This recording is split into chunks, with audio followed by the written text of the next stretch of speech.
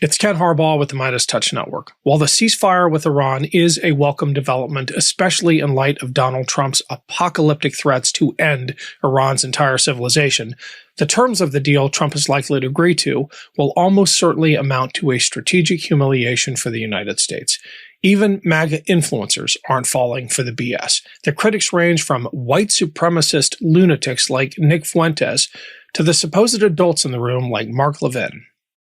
And to pretend that this enemy hasn't killed American soldiers and American citizens is ridiculous. To pretend this enemy is executing its people left and right as we speak. This enemy is shooting missiles into not just Israel, I think some of the Arab countries tonight as well, as we've entered into a 2-week ceasefire. Even Fox News wasn't falling for the regime's propaganda. And I'm talking about the Trump regime, not the Ayatollahs. But I will say that the president's demands, we have not reached any of those objectives. I have full confidence that the president is going to find some way to make this happen. But he said that we want to dismantle all major nuclear facilities. That has not happened. The end of uranium enrichment on the soil, they're still enriching. The transfer of the enriched uranium stockpiles out of Iran, that hasn't happened. The acceptance of intrusive international inspections, they're still not willing to do that. And they have not suspended their ballistic missiles program. They're still firing them off. America is fast approaching a major defeat in the Middle East. It's hard to know who to believe about the upcoming negotiations, but Iran will almost certainly emerge with greater control over the Strait of Hormuz, and the Iranian regime remains intact. Senator Chris Murphy summed it up with this post. They will control and toll the strait for the first time. They keep their nuclear program. They keep their missiles. What a disaster. One of the things the U.S. will have to grapple with in the coming years is the total loss of credibility in the region. Not only were we unable to protect our allies from Iranian attacks, we could not even protect our own troops on our own bases, some of which, by the way, I've been stationed at. Iran's greatest victory might simply have been to demonstrate America's vulnerability. I spoke to Kris Goldsmith about this. He's an Army vet who saw combat in this part of the world. And his thoughts, like mine, are with those who bore the brunt of the Trump regime's insane march to war. Here's our conversation.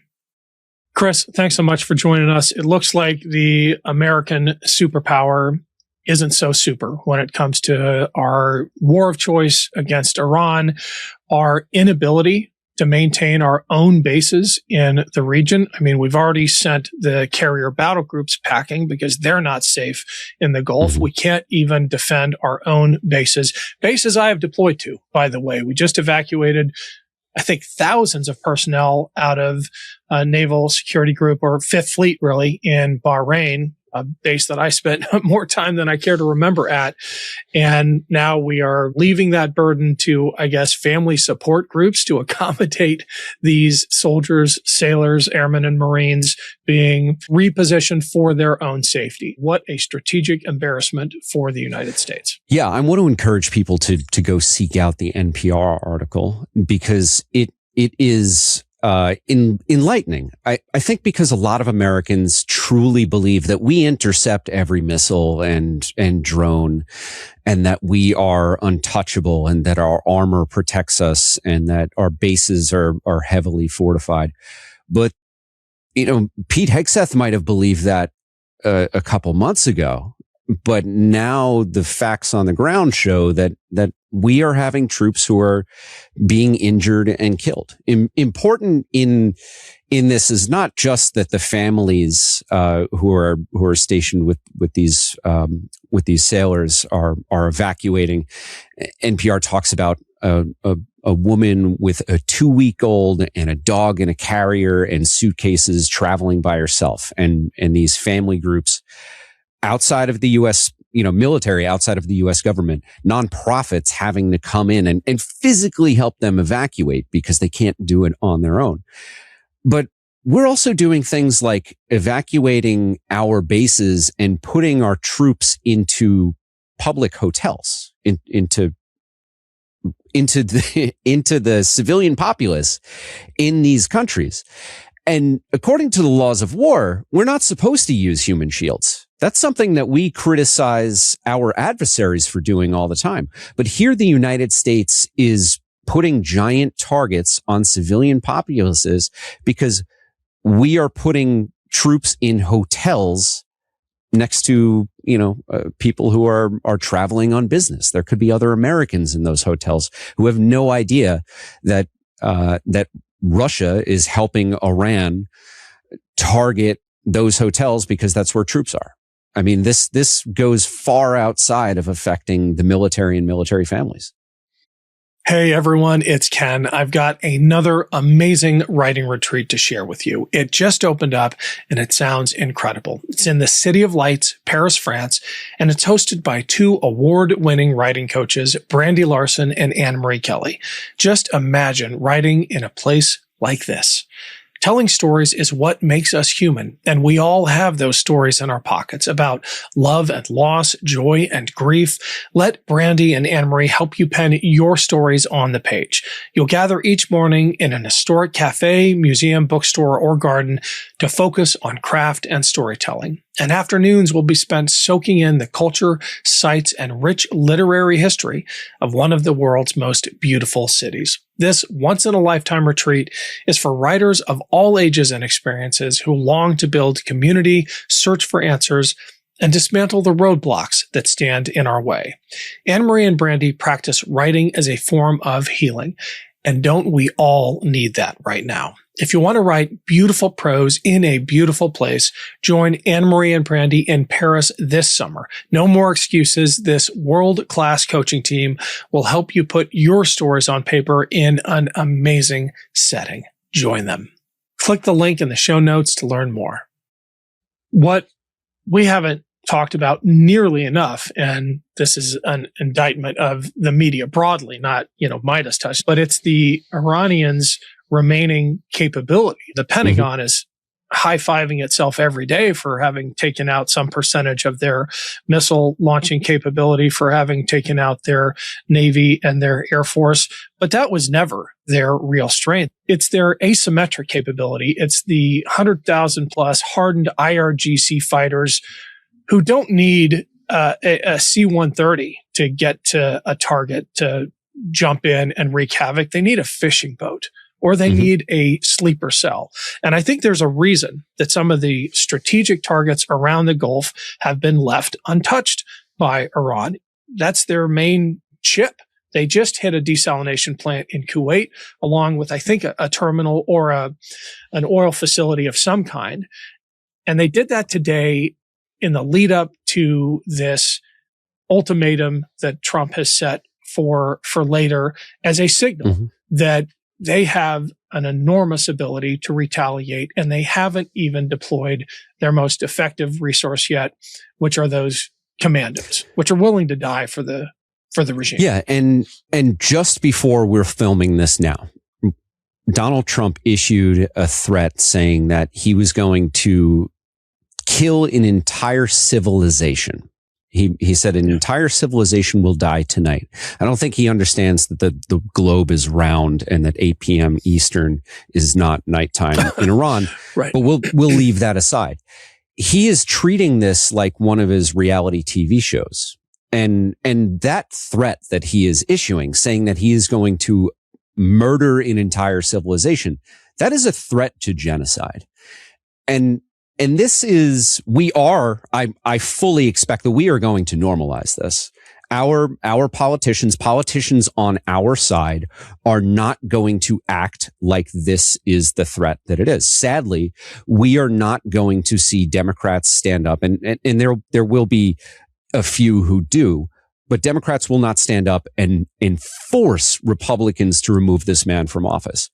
If threatening genocide, threatening war crimes is that explicitly saying, I will murder an entire civilization if you don't do XYZ to lower oil prices.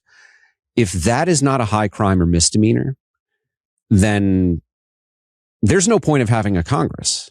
There's no point of having, the separate branches of government. We have fallen as a democracy if the president of the United States can threaten genocide and go unbothered by the other branches of government. It's a sad reality that we're living in. I mean, we shouldn't accept it, but that's that's the world we live in. Well, let me hold out as the example of how to push back against this kind of insanity from the Trump regime. Ted Lieu, who said this on X, and I assume it was in reaction to Trump threatening genocide and the implicit threat of nukes. And I want to talk about that in a second. But Ted Lieu said the UCMJ and federal law prohibit war crimes. That's been said before. Striking civilian infrastructure that causes disproportionate civilian harm constitutes war crimes. That's been said before.